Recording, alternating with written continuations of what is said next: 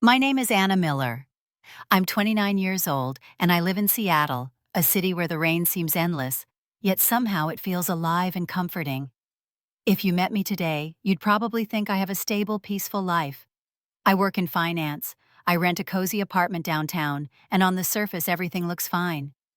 But behind that calm facade lies a story I never imagined I would have to tell, a story about family love, betrayal, and the kind of secrets that quietly rot the foundation of a life you thought was unshakable.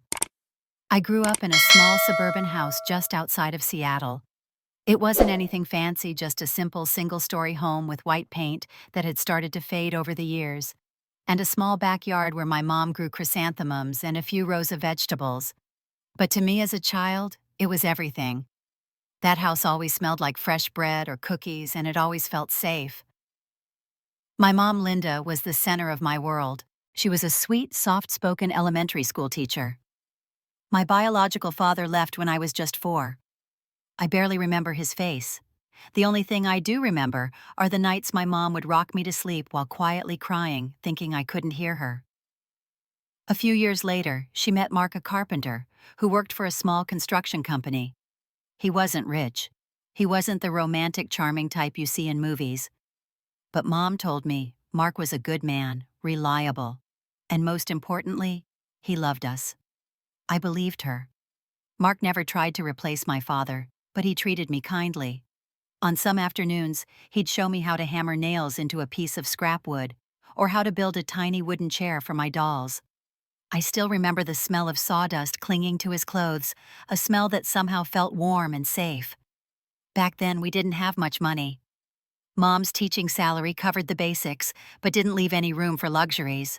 Mark's income depended on seasonal work, so there were months that were harder than others. But I never once felt like we were poor. Mom always told me happiness didn't come from big houses or expensive things, it came from love and trust. I remember one rainy evening, I asked her why we didn't have a bigger house like some of my classmates.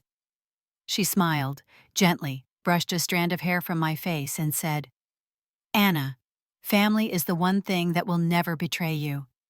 No matter how hard life gets, I'll always be here for you." Those words stayed with me. I carried them with me through every milestone in my life. I believed them so deeply that I never questioned them. Mom was there for everything that mattered. She taught me how to cook my first meal, how to save my allowance, how to treat people with kindness. She never missed a single birthday. She was there at every school event, always in the front row, clapping the loudest. In every old photo, you can see her standing right beside me, pride shining in her eyes. And every time life felt heavy, she would hug me tightly and whisper, "No matter what happens, I'll always be here for you." I grew up with the unshakable belief that a mother's love was forever, that no matter how the world changed, she would always be my anchor. Even when I went off to college and eventually stayed in Seattle for work, I called her almost every day. I drove home on weekends whenever I could. I never doubted for a second that our bond would remain strong for the rest of our lives. But 2 years ago, something began to shift. At first it was subtle. I noticed it during one winter visit. The house didn't look the same. The roof had a few leaks, the paint was peeling more than I remembered, and the backyard garden was overgrown. Inside, I saw envelopes scattered on the kitchen table. Utility bills, some unopened letters with bold red stamps that looked like overdue notices. Mom quickly gathered them and smiled as if nothing was wrong. "Just a few things I need to sort out. Don't worry about it," she said lightly. Mark was acting strange too. He seemed busier than usual, always out running errands or meeting with someone about a new project. When I asked, Mom brushed it off. "Mark is thinking about starting his own woodworking shop. It's a lot of work, but it's a good thing," she told me. She said it with a smile, but there was a flicker of something in her eyes, anxiety maybe, or fear. I didn't push. I trusted her. I thought maybe they were just going through a rough patch financially. I kept sending her a bit of money every month to help out.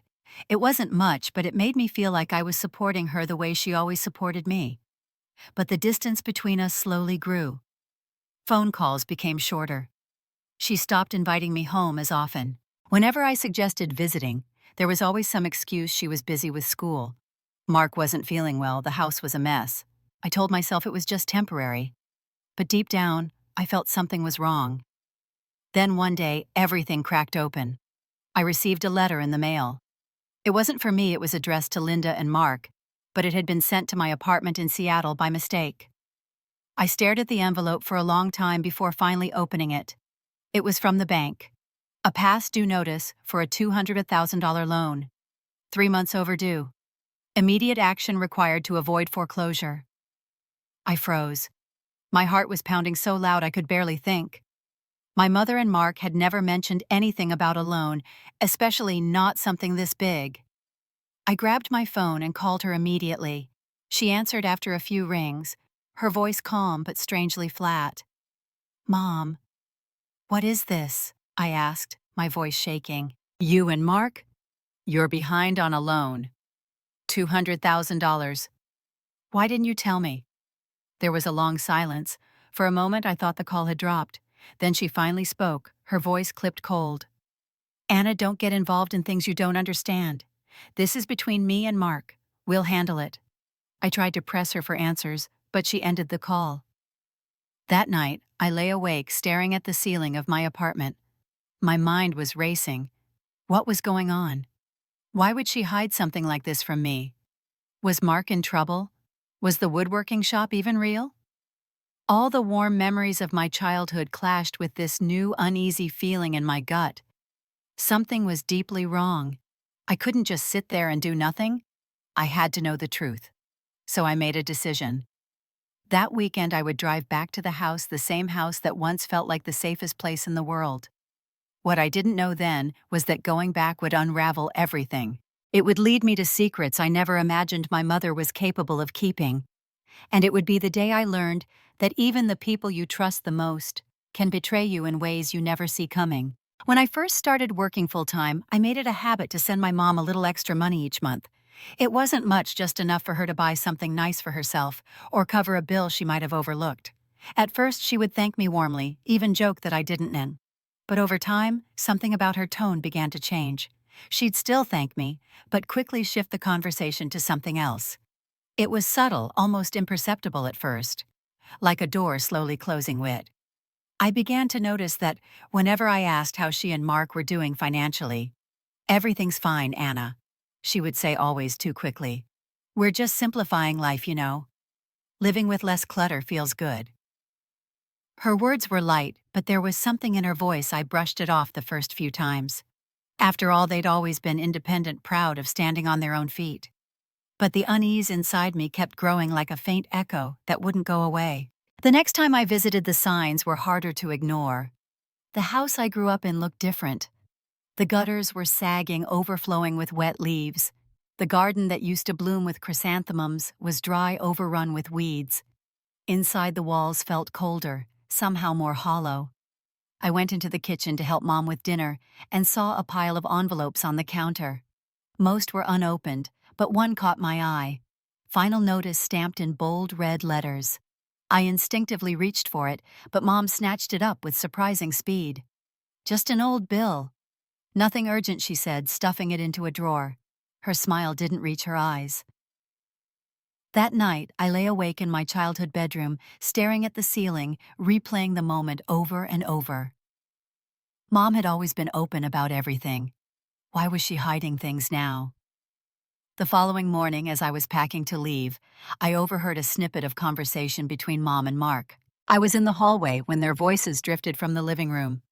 "We need more time," Mom whispered. "The payment's coming up again. I told you I'm working on it." Mark said, his tone edged with frustration. "Once the shop's up and running, we'll be fine." I froze. Payment shop. When I stepped into the room, their voices stopped immediately. Mark forced a tight smile. "Heading back to Seattle already?" he asked almost too casually. I nodded, but the air felt heavy. Something was off. After that trip, I started hearing things I wasn't supposed to hear. One of Mom's neighbors, Mrs. Allen, called me out of the blue. She's known me since I was a kid, and she sounded hesitant at first, like she wasn't sure if she should even say anything. "Anna, I don't mean to pry," she began gently, "but I've noticed some men coming by your mother's house recently. From the bank, I think." And I heard Mark took out a loan for a new woodworking shop, but she trailed off. But what I pressed. But no one's seen the shop. And, well, people are saying he might have gotten in over his head. I thanked her, trying to keep my voice calm, but my hands were shaking. That evening I called Mom. Hey, I heard Mark's starting a new shop. That's exciting. I tried to sound casual. There was a pause. It's just an idea, she said finally. Nothing certain yet. Don't worry yourself with it. She changed the subject so fast it was like hitting a wall. It wasn't just the financial questions she avoided. It was everything. She stopped telling me little things about her day.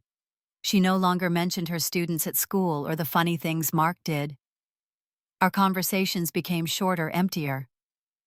One night, after another brief and awkward phone call, I sat on my couch in Seattle, staring at the phone in my hand.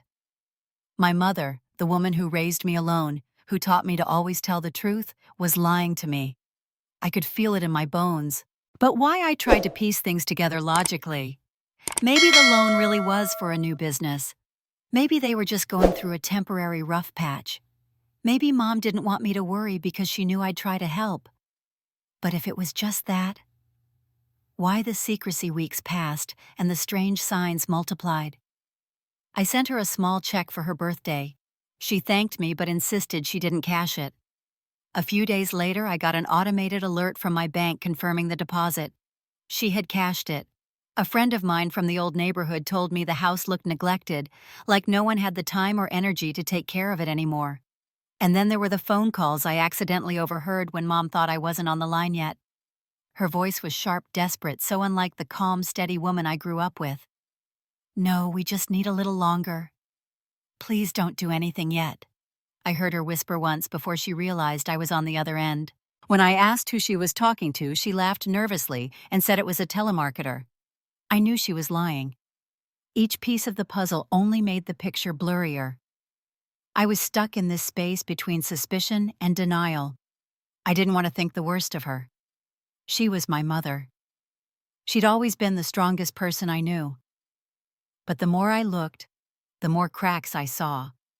One afternoon, while I was on a lunch break at work, I decided to call the local business registry on a whim. I wanted to see if Mark's supposed woodworking shop was actually registered. The woman on the phone told me politely that no such business existed under his name. I remember hanging up the phone, staring blankly at my computer screen, feeling like the floor beneath me had just shifted. If the shop didn't exist, where did all the money go? I called Mom again that night, my voice firm. Mom, are you sure everything is okay? Is there something you're not telling me? Her reply was cold, almost defensive. Anna, you're overthinking this. We're fine. Please stop digging into things that don't concern you. That was the moment I realized I couldn't trust her words anymore. I started to have trouble sleeping. At night, memories of my childhood would replay Mom's laughter, her warmth, the way she always made me feel safe. But now, those same memories felt fragile, like they belonged to someone else's life.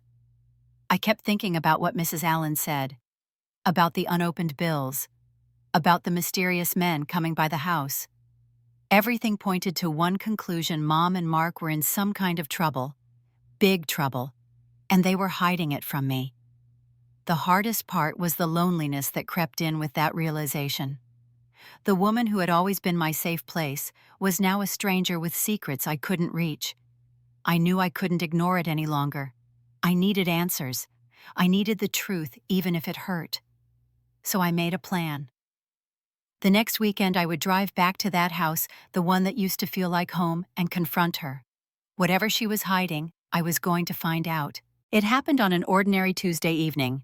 I had just come home from work, exhausted from a string of back-to-back meetings. I checked my mailbox on the way into my apartment, expecting the usual: a couple of bills, some promotional flyers, maybe a letter from a friend. But among the envelopes, there was one that froze me in place. It wasn't addressed to me. It was addressed to Linda Miller and Mark Miller, my mom and stepdad. I turned it over in my hands. The return address was from a bank. My first instinct was confusion. Why would a bank send mail for them to my address? I assumed it was some clerical error. Maybe they'd updated their contact details and the system got mixed up. But as I climbed the stairs to my apartment, something gnawed at me. There was a weight to that envelope, an unspoken tension that I could almost feel. I stood in my kitchen, holding it for what felt like forever. Part of me knew I shouldn't open it. It wasn't meant for me. But another part of me, the part that had been restless for weeks, that had been sensing something wrong, couldn't ignore it. Finally, with shaky hands, I tore it open. The words blurred for a moment as I scanned them. Then they came into sharp, terrifying focus: past due notice, $200,000 loan, 3 months in arrears. Immediate payment required to avoid foreclosure and legal action. My breath caught in my throat. $200,000. I read the letter again, hoping I'd misunderstood. But there it was in black and white. My mom and Mark had taken out an enormous loan, and they were months behind on payments. I sank into a chair, my knees weak. My mind went blank for a moment before panic set in. Why didn't she tell me? What is this money for? How bad could it be if the bank is threatening foreclosure? I grabbed my phone with trembling fingers and called her immediately. She answered on the second ring, her voice as calm as ever. "Hi, sweetheart. How was your day?" I didn't even answer. "Mom," I said, my voice shaking. "I just got a letter. From the bank. For you. It says you and Mark took out a loan. $200,000. You're 3 months behind on payments. What's going on?" There was silence. A long, heavy silence that made my stomach twist. "Mom," I repeated, my voice rising. When she finally spoke, her voice was cold, almost distant. "Anna, this isn't something you need to worry about." "What do you mean, don't worry? This is serious. Why didn't you tell me? Are you in trouble? Do you need help, Anna?" she said again, this time sharper. "Don't involve yourself in things you don't understand. It's between me and Mark. We'll handle it." I couldn't believe what I was hearing. This was the woman who used to tell me everything, who used to trust me with even the smallest details of her life. And now she was shutting me out completely. "Mom, please," I begged, "I can help. Let me help you." But she just sighed. I said no. End of discussion. And then she hung up. I sat there in stunned silence, staring at my phone. I tried calling back, but she didn't pick up. The rest of that night was a blur. I kept pacing around my apartment, replaying the conversation over and over. My mind was racing with questions. Why would she take out such a massive loan? Was Mark behind it? Was this about the mysterious woodworking shop he supposedly wanted to open? Or was it something even worse? I barely slept. By morning, I had made up my mind. I couldn't just sit in Seattle and wait for answers she clearly wasn't going to give me. I needed to see her. I needed to look her in the eyes and find out the truth. So I packed an overnight bag, took a personal day from work, and drove the 3 hours back to my hometown. The moment I pulled up to the house, I felt a pang of sadness. It looked even worse than the last time I'd seen it. The paint was peeling in large patches.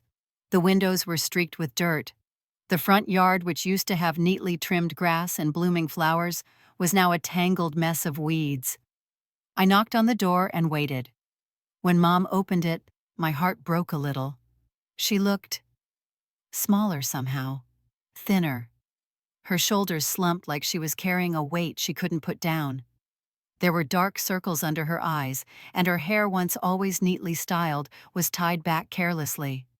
For a second, she just stared at me, like she wasn't sure if she was happy or upset to see me. Then she forced a smile. "Anna, what are you doing here? I needed to see you," I said softly. "I'm worried, Mom." She hesitated before stepping aside to let me in. Inside, the house felt hollow. The air was heavy, almost suffocating. There were fewer decorations on the shelves, like she'd started selling things off or packing them away. A stack of unopened mail sat on the coffee table. I sat down on the couch, looking at her carefully. "Mom, I know about the loan. I saw the letter. Please tell me what's going on." She turned away, busying herself with the kettle in the kitchen. "It's complicated," she said finally. "It's not as bad as it looks. $200,000 isn't not as bad as it looks. Why didn't you tell me I could have helped? She shook her head. We don't need your help, Anna. Mark has a plan. We're going to fix this. You don't need to get involved. I felt a wave of frustration and helplessness wash over me. Mom, you're exhausted. I can see it. You're losing weight. You're not sleeping. This is not fine.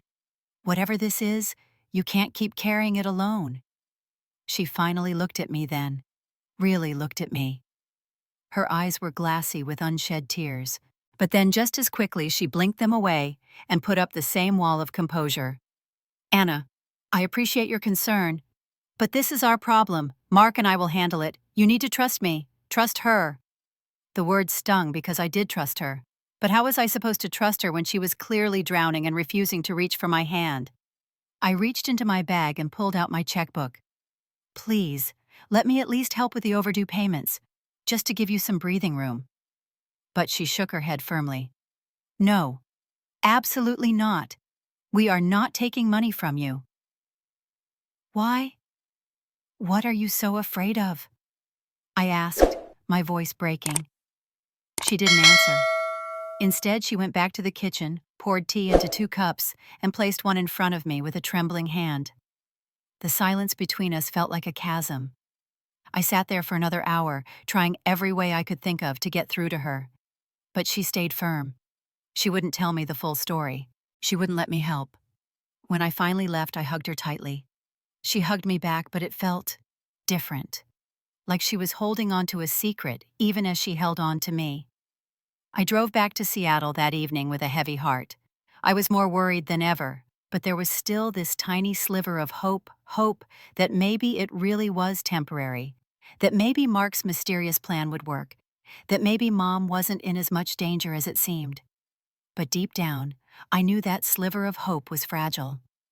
I didn't know it yet, but this was only the beginning. I couldn't stop thinking about my mother after that last visit. The way her hands trembled as she poured tea, the hollow emptiness in her eyes, the drawn curtains that made the house feel like it was suffocating. For days in Seattle, I couldn't focus on work. I lay awake at night staring at the ceiling, trying to convince myself things weren't as bad as they seemed. But deep down, I knew the truth. Something was very wrong, and she wasn't telling me. So I made a decision. I called the bank, asked for the overdue balance on the loan, and transferred the amount immediately. It was money I had been saving for a condo, but none of that mattered if it could stop the foreclosure notice. I told myself this would buy her time, give her room to breathe while she figured things out. Once it was done, I felt a flicker of relief. Maybe this would finally ease the pressure on her. Maybe she'd finally open up. I didn't call ahead. I wanted to tell her face to face. It was late afternoon when I pulled up to the house. It looked even more run down than before, like it had aged years in just weeks. The paint was peeling, the yard overgrown, and even from the driveway the silence inside felt heavy. I knocked, and after a long pause Mark opened the door. His face registered surprise before he masked it with a forced smile. "Anna," he said awkwardly, "we weren't expecting you." I stepped inside, my heart pounding. Mom was at the kitchen table staring blankly at a stack of papers. When she saw me, her expression flickered relief or dread. I couldn't tell. "Anna," she said flatly, "what are you doing here again?" I took a breath. "I know about the loan. I saw the letter. I paid the overdue part. You're safe for now. You have time to figure things out." I expected gratitude. Or maybe quiet tears. But what I saw instead was anger. A slow, simmering anger that darkened her eyes. "You." What she said? Her voice sharp. "I paid the overdue balance," I repeated, confused. "It stops the foreclosure for now. You don't have to worry about losing the house immediately." Her face hardened.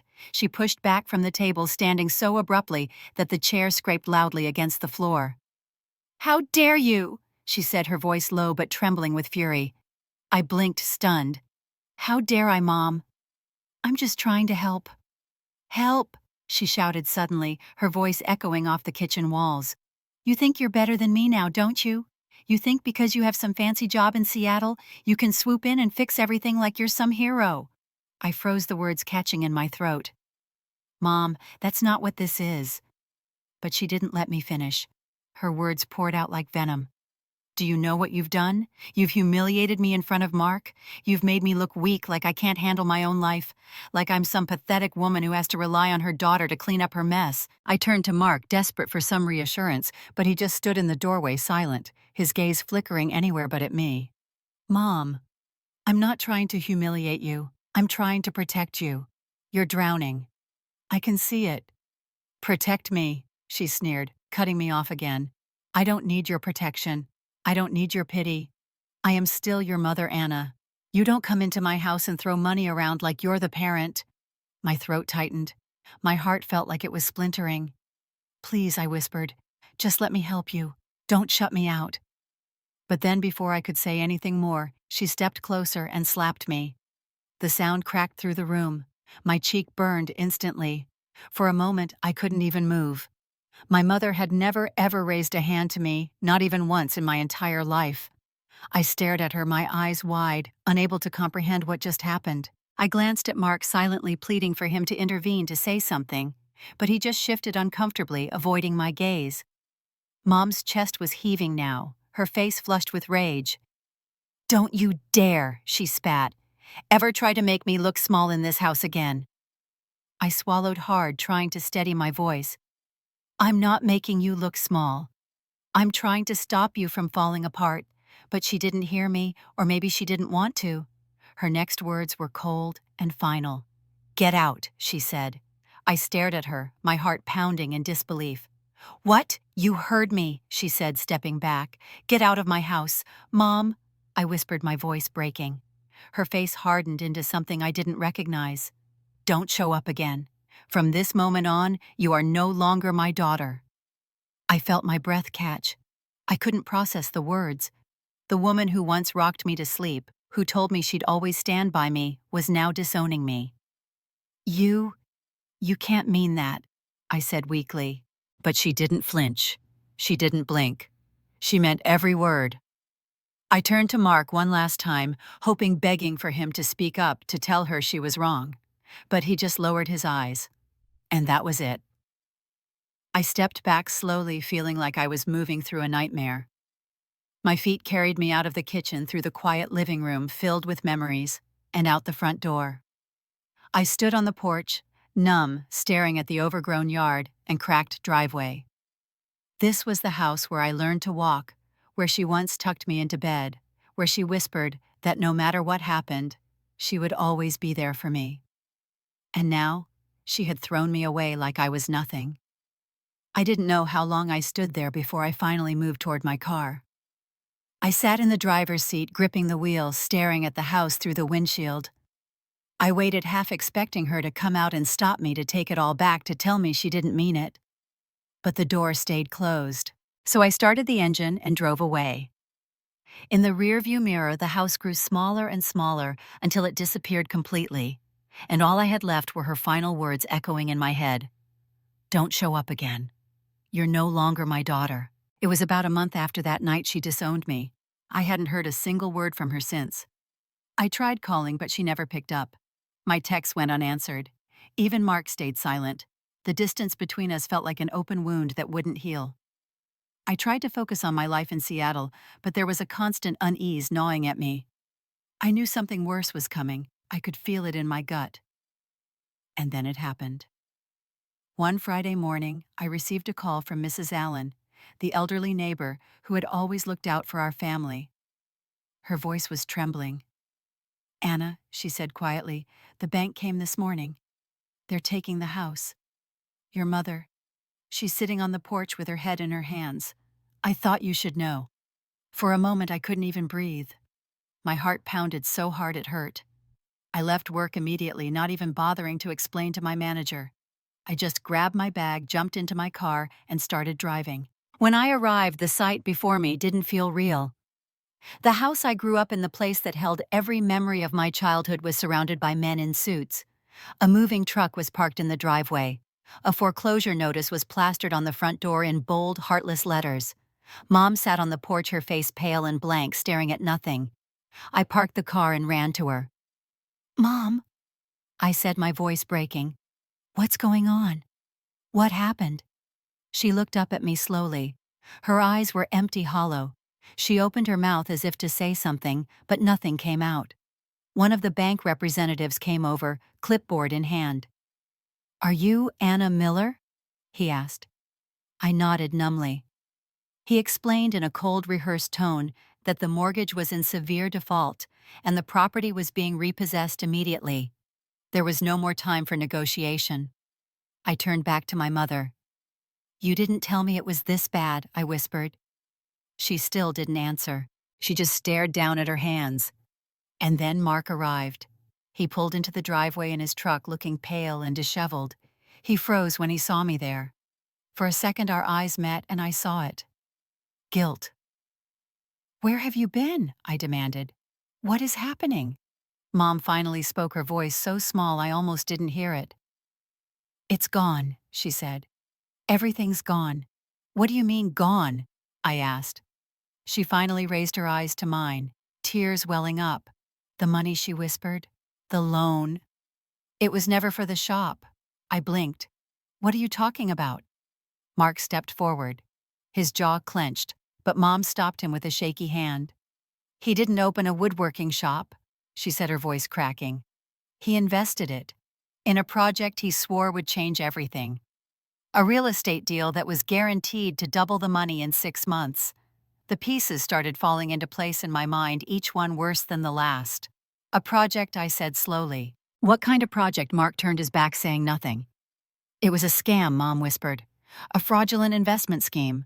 The man running it disappeared with all the money. $200,000. Gone overnight." I felt like someone had punched me in the stomach. "You knew?" I asked, my voice trembling. Mom hesitated. I found out after he signed the papers. I begged him to pull out, but it was too late. And you what I demanded." Her next words made my blood run cold. "I mortgaged the house to give him more. I thought if we added more money we could recover it. I thought it would buy us more time." I stared at her in disbelief. You mortgaged the house." She nodded, tears finally spilling down her cheeks. "I did it to protect him. I wanted to believe in him. I thought he was trying to save us." I turned to Mark, my anger boiling. "You let her risk everything? You made her sign away the house for a scam." He didn't answer. He just stared at the ground. But that wasn't the end. Mrs. Allen, who had been standing nearby, stepped closer. "Anna, there's something else you should know," she said softly. She hesitated, glancing at Mom, who closed her eyes like she already knew what was coming. "What is it?" I asked, my voice already breaking. Mrs. Allen spoke gently, like she was trying to soften the blow. "I've seen Mark, with another woman, at a cafe downtown. They've been together for months." The world tilted. I looked at Mark, my heart pounding. "Is that true?" I asked, my voice rising. "Is it true?" He finally looked at me, and in his silence, I had my answer. Mom sobbed quietly. I knew, she whispered. I turned to her in shock. "You knew?" She nodded slowly, her face crumpling. "I knew, but I thought, if I just stayed, if I just supported him, he would stay with me. I thought if I proved I believed in him, he wouldn't leave me completely." My heart shattered. My mother had sacrificed everything, our home, her dignity, even her relationship with me, to protect a man who not only ruined her financially, but betrayed her love. "So you knew he was cheating?" I said, my voice shaking with disbelief, "and you still mortgaged the house for him? You still took the blame, even when he destroyed everything?" She looked at me with hollow eyes. "I didn't want to lose him," she whispered. I couldn't speak. I couldn't even think. All the pain I'd been feeling turned into something sharper, anger mixed with pity, mixed with sorrow too heavy to hold. So it was all for nothing.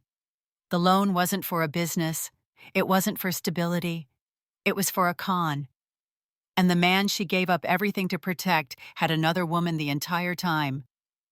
Mark finally muttered something, his voice low. "It wasn't supposed to be like this," he said. "She said it was a sure thing. I thought I could fix everything." But his excuses meant nothing. He had destroyed her life. And in the process, she had destroyed mine. As the bank officials began moving through the house, tagging furniture, and boxing up decades of memories, I stood frozen. Mom sat back down on the porch, her face in her hands. Mark walked away, heading toward his truck, not even looking back. It was over. She lost the house. She lost the money. And she lost him. I realized in that moment, she hadn't just lost the man she chose after my father left, she had lost herself. I wanted to scream. I wanted to shake her and demand why she didn't tell me the truth before it was too late. Why she let her pride, her fear, her love for a man who didn't deserve it, destroy everything. But I said nothing. I just stood there, feeling a strange mix of heartbreak and bitter clarity. The woman who had once been my rock had chosen a man over her own daughter.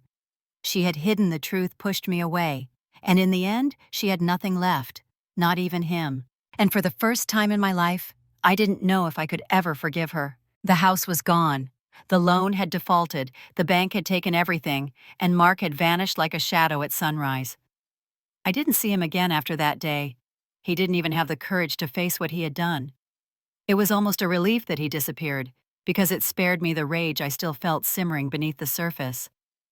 But my mother, she was still there, left with nothing but the clothes on her back and the weight of her own regret. For a while she stayed with a distant cousin in town, too ashamed to call me. But one evening, I got a call. Her voice on the other end was so small, so fragile, it barely sounded like her at all. "Anna," she whispered, I don't know where else to go." I paused for a moment, staring at the phone. A part of me wanted to hang up. A part of me wanted to remind her of the slap, the rejection, the way she told me I was no longer her daughter. But another part, the part that still saw the woman who raised me, who once held me when I was sick, who made sacrifices in her own flawed way, couldn't turn her away. So I told her to come to Seattle. When she arrived, she looked like a ghost of herself. She was thinner, her clothes loose and wrinkled. She carried one small suitcase that looked like it could barely hold anything of value. Her eyes were red hollow from too many sleepless nights. For the first time in my life, I saw my mother as a person, not the invincible figure from my childhood, but a woman who had been broken by her own choices and misplaced loyalty. I gave her the small guest room in my apartment. She sat on the edge of the bed, looking around quietly as if she wasn't sure she deserved to be there. For a long time, neither of us spoke. The silence was thick, filled with all the words we hadn't said to each other. Finally, she broke it. "I was wrong," she said, her voice trembling. "I was so wrong, Anna. I thought I could control it. I thought if I just stayed strong, no one would see how bad it was. I was so afraid of you looking at me and seeing weakness." I stood in the doorway, arms crossed, unsure what to say. "I told myself I was protecting you," she continued, "that you didn't need to see the mess I made. But the truth is, I was protecting myself. From shame, from your disappointment, from the truth I didn't want to face." She looked up at me, then her eyes glistening. "I shouldn't have said those things to you. I shouldn't have hit you. I shouldn't have turned you away. That's the worst thing I've ever done as a mother." I stayed quiet, letting her words hang in the air. "I wanted so badly to believe Mark would save us," she whispered. "I gave him everything. I thought love meant standing by someone no matter what. Even when he hurt me. Even when I knew he was lying. I didn't realize I was destroying myself and you in the process." I finally stepped into the room. "Mom," I said softly, "I can't forget what happened. I can't forget how much it hurt when you turned me away, when you chose him over me, when you hit me." She flinched as if my words were physical blows. "But," I continued, taking a breath, "I also can't ignore that you're still my mother, and I can't watch you fall apart. Not completely." She let out a shaky breath, tears streaming down her face. "I don't deserve your help," she whispered. Maybe not, I said honestly, but I'm not helping you because you deserve it. I'm helping you because I choose to. But Mom, there have to be boundaries this time. She nodded quickly, almost desperately. Anything. I'll do anything you ask. I sat beside her on the bed. Here's what's going to happen, I said calmly. You can stay here for now. I'll help you get back on your feet, find a job, and rebuild your life. But this isn't forever, and you have to agree no more secrets, no more lies. If you ever get into trouble again, you have to come to me before it explodes. Do you understand? Yes, she whispered. And one more thing, I said. No more Mark. No more men who take everything from you and leave you with nothing. If he tries to contact you, you cut him off. If you can't, then I can't help you. I will not be pulled into his mess ever again. She nodded, her shoulders trembling. I'm done with him, she said. Completely done. I searched her face looking for any hint of doubt, but there was none. Just exhaustion and defeat. For the next few weeks, she stayed quietly in my apartment. She slept a lot at first, her body finally giving in to the exhaustion it had been carrying for months. Slowly, she began to help around the house, cooking, cleaning, small things to contribute. I found her sitting by the window some mornings, just staring out at the city. I knew she was mourning not just the house she lost, but the life she thought she had. We talked, but carefully. We didn't rehash every detail of what happened. Instead, we focused on what came next. I helped her update her resume, reached out to contacts in Seattle to find her part-time work. She eventually got a job as a receptionist at a small community center, something simple but stable. There were still moments when the old resentment flared up inside me, like when I saw the faint scar on my cheek from where she had slapped me, or when I remembered standing on that porch being told I was no longer her daughter. But there were also moments of quiet forgiveness, like when I saw her struggling to fold laundry because her hands were shaking, or when she quietly left a cup of tea on my desk while I worked late. I realized something important during those weeks. My mother wasn't just a villain in this story. She was a victim too of her own fear, her own loneliness, and her own need to believe in someone who wasn't worth it. It didn't excuse her choices, but it made me understand them.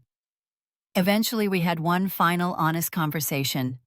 I can't change the past, she said quietly one night as we sat at the kitchen table. I can't undo what I did. I know I hurt you more than anyone else ever could. I'll regret that for the rest of my life. But if you let me, I want to be better. I want to earn back even a small piece of your trust. I looked at her for a long moment before speaking. You can't earn it overnight, I said softly. It's going to take time, and I don't know how much I can give you back, but I'll give you a chance. She nodded, tears in her eyes. That was enough. So no, I couldn't save the house. I couldn't erase the betrayal. I couldn't make us the family we used to be, but I could choose not to let bitterness define the rest of our lives. I set my boundaries. I would help her rebuild, but I would never let her or anyone drag me into their downfall again. And slowly, painfully, we started over. Not as mother and child in the same way we once were, but as two women learning to trust each other again, step by fragile step. Looking back, I've realized something I never understood before. Sometimes the people you love the most push you away, not because they truly want to lose you, but because they're drowning in their own fear and shame. My mother wasn't cruel at her core. She was scared. Scared that I would see her weakness. Scared that I'd think less of her. Scared that admitting the truth would destroy the little hope she was clinging to. But love isn't about rescuing someone blindly. It's not about sacrificing yourself to fix every mistake they've made. And it's definitely not about enabling them to keep falling deeper into the hole they've dug. Real love, the kind that actually heals, sometimes requires distance. It requires painful honesty. It requires boundaries strong enough to save not just the person you're trying to help, but yourself as well. When I was standing outside that house, rejected by the woman who once swore she would never abandon me, I felt an anger and heartbreak I didn't think I could recover from. I felt like I had lost her forever. And in some ways, I did lose the version of her I had idolized, the strong, unshakable mother who could do no wrong. But what I gained much later was something more real, a fragile, imperfect human connection. I've learned that forgiveness doesn't mean forgetting. It doesn't mean pretending the betrayal didn't happen. It means acknowledging the pain, setting the boundaries you need to protect yourself, and still choosing not to let hate define you. I didn't forgive my mother overnight. I didn't trust her immediately, but I gave her a chance to try again, not because she earned it in that moment, but because I decided I wouldn't let her failure turn me into someone bitter. She had to do her own work. She had to face the reality of her choices. She had to rebuild herself piece by piece without leaning on someone like Mark, without making excuses, without dragging me into another storm. And slowly, she did. But only after I stepped back and told her I'll help you stand, but I won't let anyone use me like this ever again. It's a hard lesson. That sometimes the only way to save a relationship is to stop saving the person, to let them feel the consequences of what they've done, to let them hit their own rock bottom so they can choose to climb out themselves. And sometimes, despite all of that, things won't be what they used to be. My mother and I will never go back to the easy, warm bond we once shared. Too much happened, too much was said. But we found a new way forward. A quieter, humbler relationship built on truth instead of illusions. If there's one thing I want anyone listening to take away, it's this. You are allowed to set boundaries even with the people you love, especially with the people you love. Helping someone doesn't mean losing yourself. Love isn't endless sacrifice. Love is protecting what's healthy sometimes by saying no. So I'll ask you, have you ever been pushed away by your own family only to watch them face the consequences of their own choices? Have you ever had to draw that painful line between love and enabling? If you have, know that you're not alone. There are so many of us who have stood in that impossible place wanting to save someone but realizing you can't do it for them. And if this story resonates with you, if it reminds you of something you've lived or someone you know is living right now, please share it. You never know who might need to hear that they're not the only one going through this. And don't forget to like and subscribe for more true stories like this. Stories that remind us that even in the darkest family betrayals, there can still be healing, there can still be lessons, and there can still be a way forward.